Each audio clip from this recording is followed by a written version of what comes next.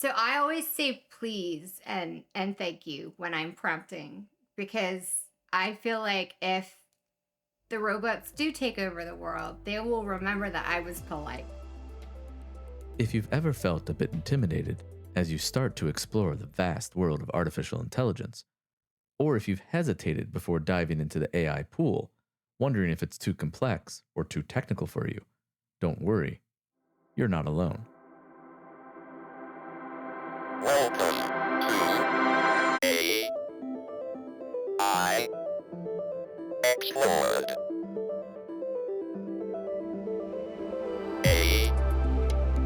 AI Explored.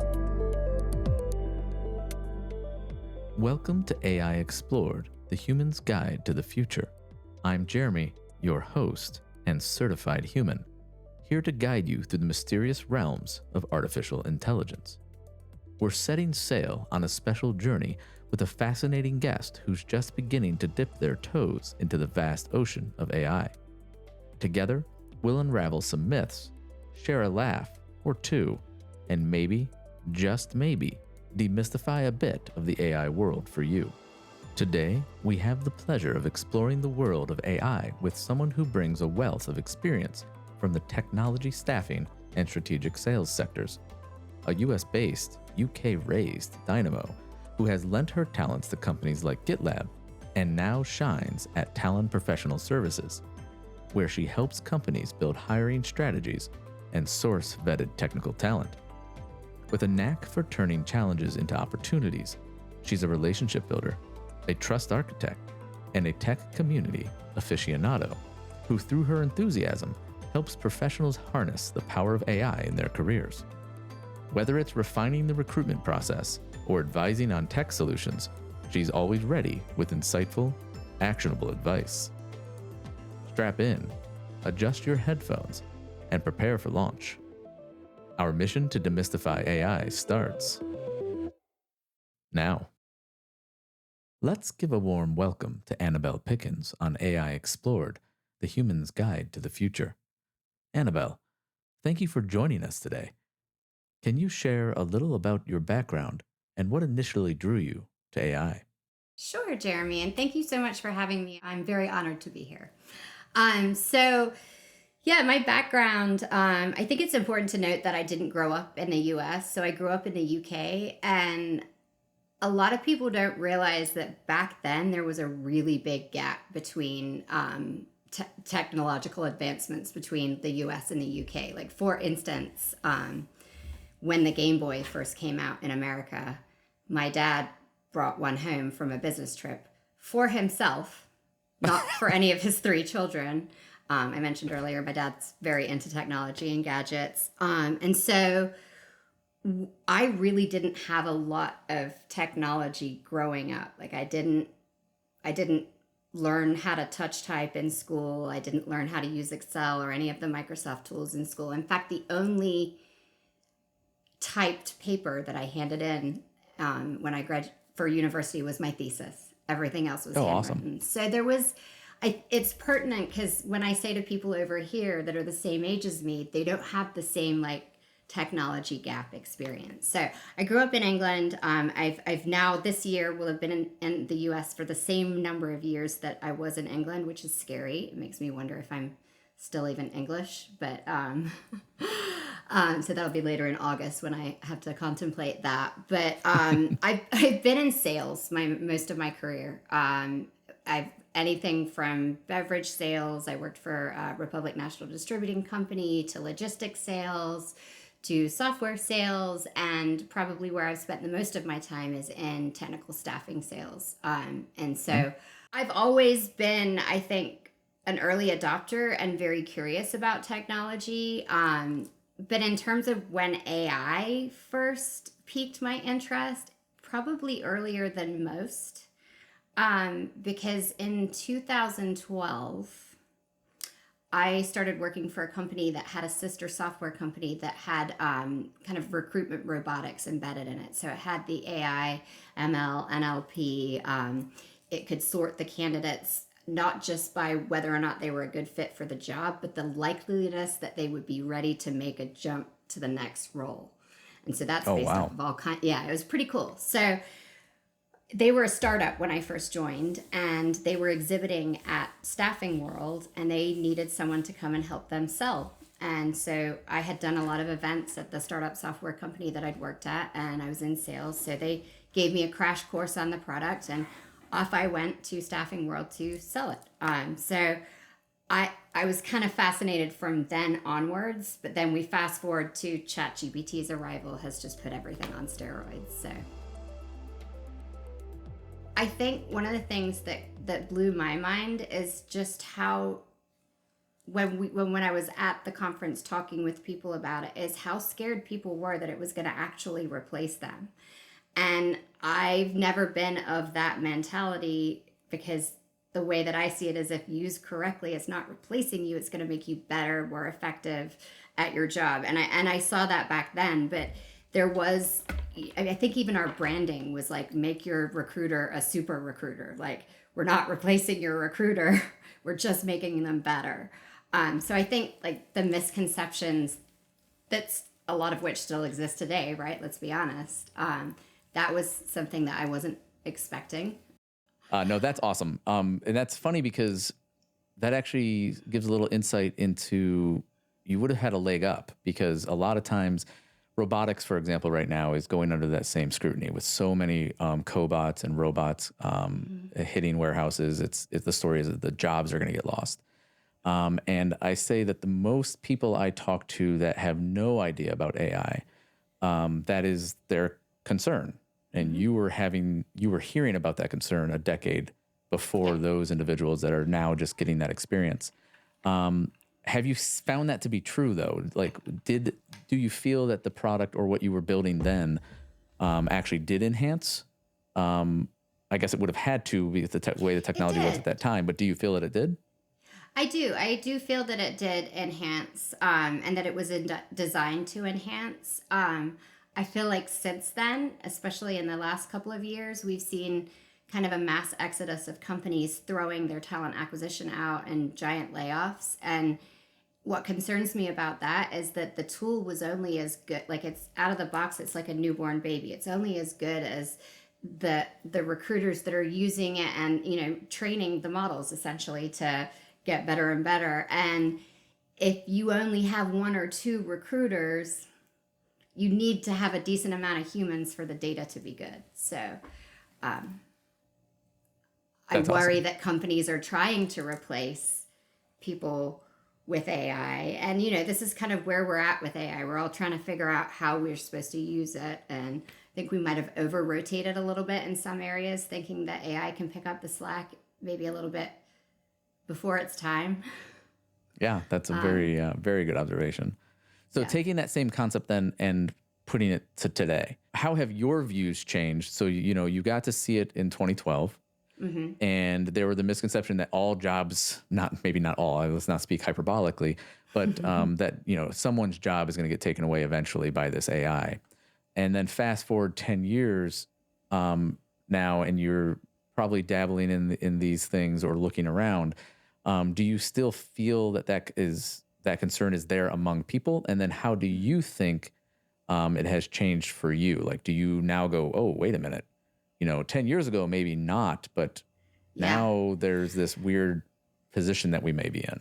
No, that's a great question. I think that it's definitely still there. Like, people are still very, very concerned that it is going to take their jobs. I think, and this is like just in my experience from my observation, the people that I've met that are most afraid of that are the ones that don't understand it or haven't played around with it as much, right? Yeah, that's a great observation. And actually, I was at a conference this morning, and one of the questions that came up, it was about AI and HR, but one of the questions that a girl on our table had was, you know, how do we remove the unconscious bias around people who do and do not have access to AI? So, for example, one of the speakers said that she helped her son write his resume using ChatGPT. And she's like, what about people that don't use ChatGPT to write their resume that could be more skilled than the person that is using it, but they get the job because of their resume?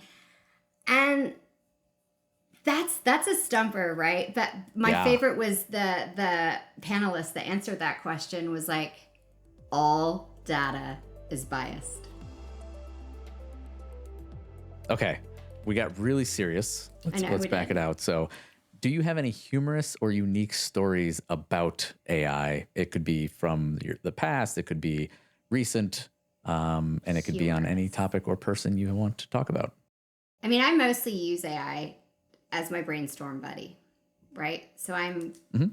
I will write something and I will give it to ChatGPT and then I will ask it to give me 2 or 3 versions of it. And then I take my version and I look at their versions and I pull snippets over. But sometimes, depending on what mood the robot's in that day, it's not really doing it that different. So I will ask it to do it in the voice of Joan Collins or Gary Vaynerchuk or something, which is like, I can't give you a specific, this is what Yeah. the output was. I don't remember, but that's a pretty amusing exercise. I don't know that I've really ever used a ton of that in any of my writing, but it's refreshing. It's fun to read. Trying to think of other humorous stories. Can we talk about like AI art? Or maybe I'm not Yeah, using definitely. the right tools because I ask it to create a poster that has these words on it, and it, Oh, there's your mistake it right there. Words, yeah. right? I'm like, you understand the words that I'm giving you when I'm speaking to you, so why can't you just put those in the image? Yeah, that is absolutely hilarious. I find it humorous that a text-based chat system has problem putting words on an image as well. I Yes. remember that being one of the fascinating things that I about ChatGPT in general when it was released.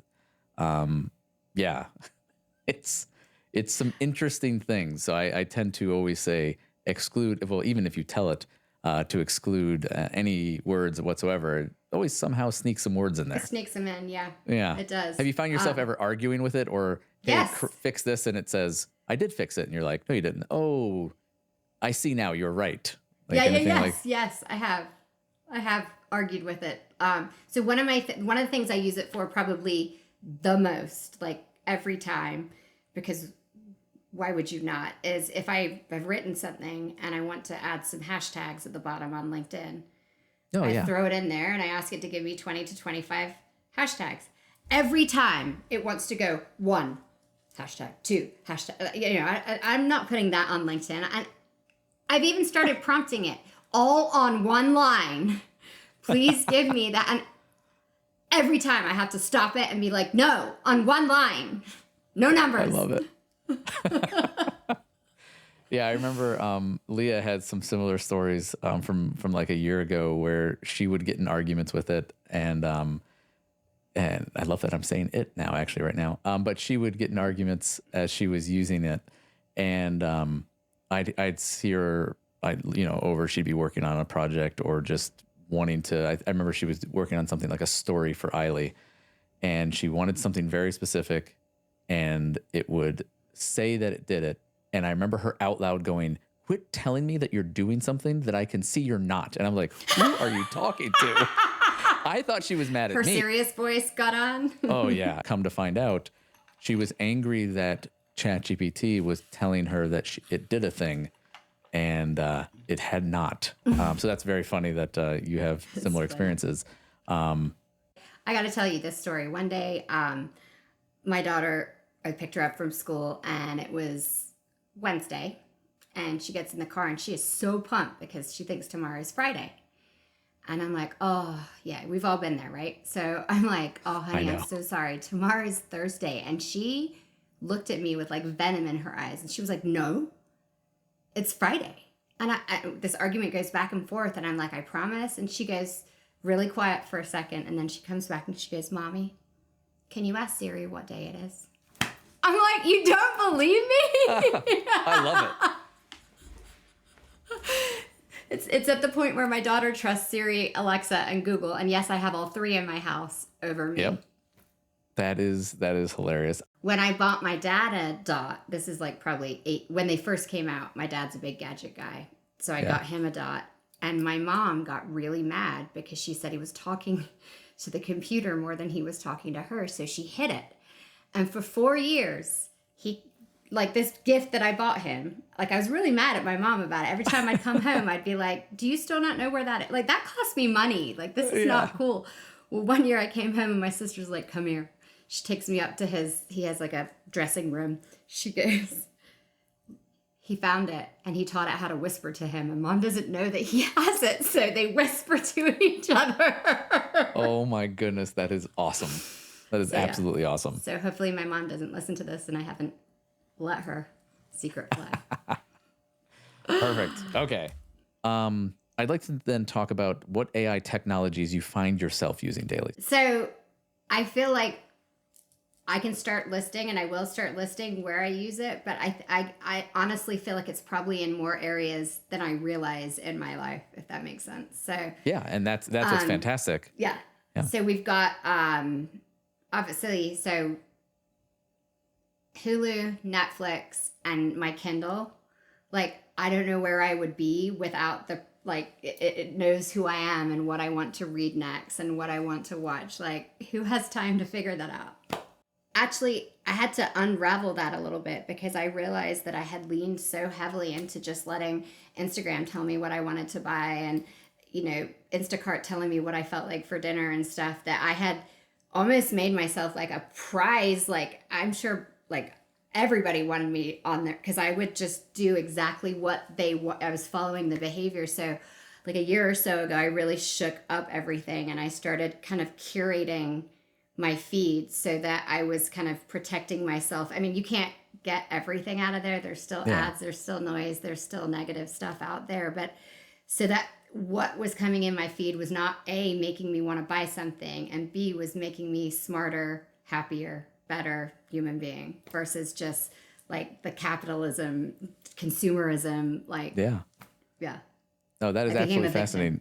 Let me ask you this. So I have, like, when you watch something on Netflix, for example, do you hit you like, or now they have the double thumbs up, like you doubly like it? Do you interact with the shows in that way, or have you ever, or had you ever? I think I have in the past. I think part of the reason I don't do that is because, frankly, like the remote controls for smart televisions are garbage. And so I don't want to have to like figure out how to do that. But I do that a lot on Apple Music. So I will, because it's easy to like it on, my phone or my car or what have you. So I do that more with music, I would say, and maybe even books. Because again, on the Kindle, I can just touch it. But like the streaming stuff, no. So do you find that it curates your music really well? So yes and no. So first of all, and you can probably relate to this, the fact that I have a small human that lives with me means that a lot of the music over the last few years like is music that she has requested. So like when I get my like top most listened to songs of the year, there's Frozen and Taylor Swift on there. And sometimes like after Christmas, when I've been listening to a bunch of Christmas music, like the algorithm doesn't know to stop and it continues to recommend Christmas music to me, and I'm like, hey, we're done with that now. So I think it takes what I've been doing. So it helps. How do I explain this? It helps. Yes, I've discovered some really good music that I really want to listen to and have added to playlists. Is everything it plays music that I want to listen to? No, but it helps me discover music that I would never have discovered before. And how I do it, Jeremy, is if I like a song, I ask it to create a playlist based on that song. And I find that is a lot better than just being like, hey, go discover music for me. Like if you just throwing it out there. Yeah, if you narrow it down a little bit, or it's kind of like a prompt, right? Like, hey, play similar songs to this one. As you were sort of exploring these ChatGPT in this particular case, and messing with it, not only for articles you may be writing, but for like anything else as you're playing, have you seen how you could then pivot it to how you adopt it for professional use? I do. So the way that I use it in my job, and I use ChatGPT for my job too, I just make sure that I don't put I don't put people's contact personal information in there, right? But there's a couple of ways that I use it. So one is I will use it to role play with. So in my role right now, especially in this world, I have to do, unfortunately, some cold calling. And that is not my favorite thing to do. So just like getting my comfort zone with it. I also have used it to help with formatting resumes. So I have a group that I run that is networking office hours for senior technical job seekers. And so that is kind of just anything that we can do to help them get back to work, because it's just a rough market out there. It's unprecedented. The noise to signal ratio is all wonky. And so I've started fiddling around with some of the custom GPTs in there, and I can do an entire analysis of someone's resume, right? Because the way that I, Annabelle, like a resume is going to be filled with unconscious bias, but the way that it maps it out, and there's going to be unconscious biases everywhere. We already said that, but it's going to give a much more objective, compared to my personal opinion, analysis of someone's resume. And it goes all the way down to like, it'll literally say, you said this is why it's not perfect, and here's a better way to say that. So it really like pulls it out. So I use it a lot to help other people. I know a lot of people will use it to create emails. I'm not comfortable doing that because I can tell when it's come from a robot. Yeah. And I haven't, it's not to where I feel like I get the same emails over and over again from people that are selling. So I don't want for my messaging to ever come out like that. So I do it old school, like one by one. I would think 2 years ago, you tell me you were using AI to write an article, I may have judged you. Yeah. But knowing your content and then utilizing AI now, I would applaud you. If I call you after reading content and you can't speak to it, that's a problem. Yeah. Well, that just same thing with a resume, right? And this predates AI too, because the number of times that, and I always like to listen in to interviews when my candidates are interviewing with my client. I like to listen in because it gives me so much more context to their feedback, and it allows me to play devil's advocate, right? Like I once had a manager say, I just don't know how that candidate would handle this situation. And I'm like, well, you didn't ask her that, Richard. Let's get her back on the phone. And we did. And he hired her, and she did well. She got promoted a couple of times. So the number of times you get a candidate on an interview, and especially in technology, like people have the tendency to just put every buzzword that they put on there. And when I'm prepping people, I'm like, hey, you got a lot of stuff on your resume. Some of this stuff isn't even in the job description. I want to be like, everything on here is fair game for them to ask you about. If you cannot speak into, like, if they start asking you about OpenShift and or containers, and you're like, yeah, I sat next to the guy that did that, then there's an integrity problem. What aspects of AI have brought you the most joy? Honestly, it's the notion that it can unlock ideas in my brain. Like, I feel like we can do more. And so I do a lot of brainstorming. Like I'm kind of a creative person, but as with any creative person, like you have blocks and stuff. And I feel like that's where like I can literally throw some crap in there, and then suddenly we're like, okay, yeah, this is what I was thinking. Like it starts like unlocking things out of my brain that are stuck. So that's, I want to add this. That's, first of all, I've asked this question almost to everybody that will listen. And you're the first to answer in both a very introspective way and in a new way. But it made me realize that was one of the things, again, that's very you. When we were, again, working professionally, I found that's like you would get on calls with both Jay and I and say, hey, we're going to talk to these people, and you would be wanting to brainstorm, how can we provide the most value with what we're about to do? Yeah. And now I feel saddened because you don't need Jay and I anymore. You have ChatGPT. Oh, no. But the idea is It's such a genuine and very introspective answer because it's you knowing you. You like to brainstorm, you like to have conversations. And this is someone that is someone. Now I went from it To to one, someone, yeah. right? This is something that you can interact with at any time when you're ready. And at that point, it and I can almost now, and I don't think I ever would have answered. This is one of those situations where because you said it, I can now say this, but had you asked me, I wouldn't have answered this way. I can remember experiences over the last few years where I've felt the same, where when I was working through a problem set and I needed some things sort of, I did this all the time with code. Like I would have my kids sit next to me. And at first they were like, why am I sitting here? I can't help you with the code. But a lot of times just asking a question, even if you don't get an answer, was helpful. The difference is I can ask that question now and get an answer when you use something like ChatGPT, and it gets your creativity flowing. Well, it's funny that you say that because what you just mentioned just there is body doubling. Have you heard of body doubling? I actually have not. Okay, I have not so heard of this. buckle up. So, body Uh-oh. doubling is where you have someone essentially sit with you or near you, and you can be more productive just having the presence of another person there than you would be just by yourself. And it's very, very,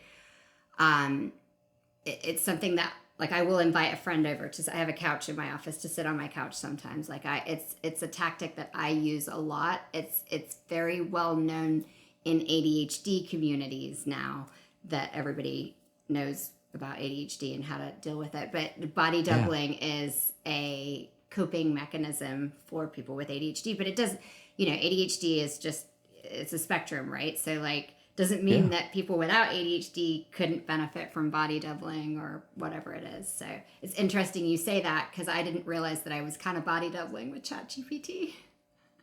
Yeah, so not gonna lie, I have chills. So I have used this my entire life. I didn't know it was a thing. But I am definitely on that ADHD concept. In fact, my family knows that if I'm ever in a space that they have to put their hand on my shoulder and wait till I acknowledge that they're even around me sometimes. But everyone always asked, why do you always want someone with you when you're doing these? Like, I'm just sitting here.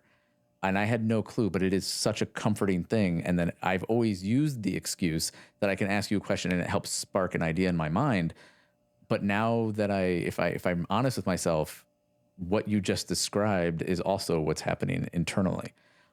It's allowing me this comfort that there's this connection there that I have. It's fascinating. Yeah, like it's now you just ruined my evening. It's going to be editing and reading all up on this now. But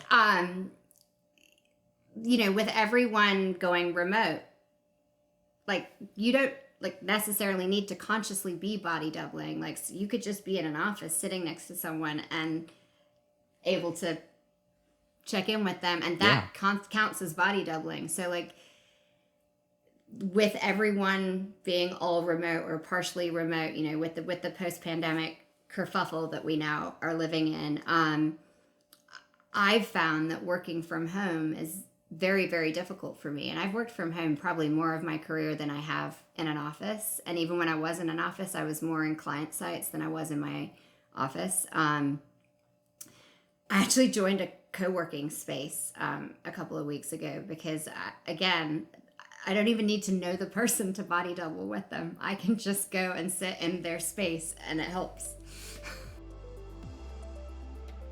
What advice would you offer to someone just beginning their exploration of AI? Just do it.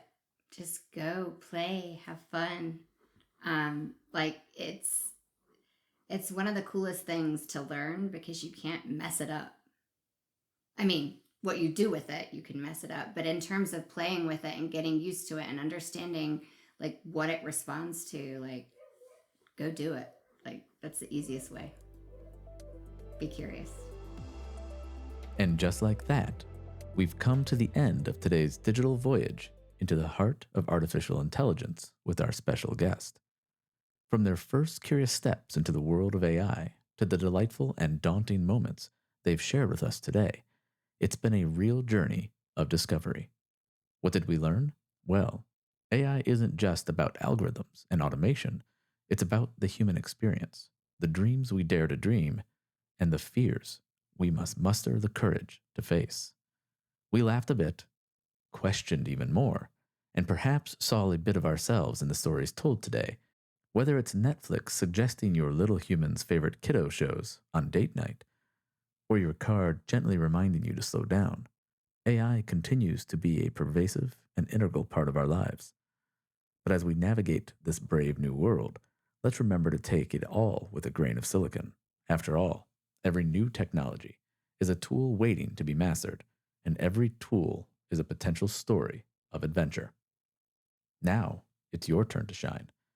Did today's discussion challenge your views or perhaps reinforce them? Whatever your story, your insights help us all grow. Continue the discussion on our website at the URL humanguide to.ai, or connect with us on social media using the handle at humanguide to AI.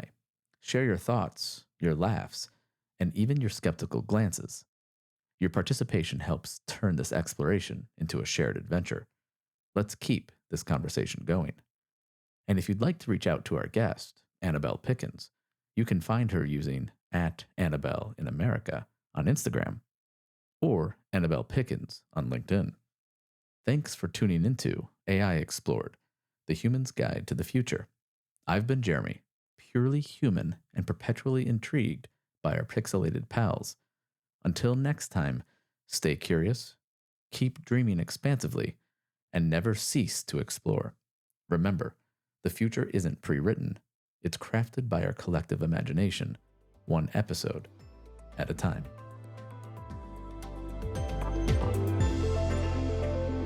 AI Explored.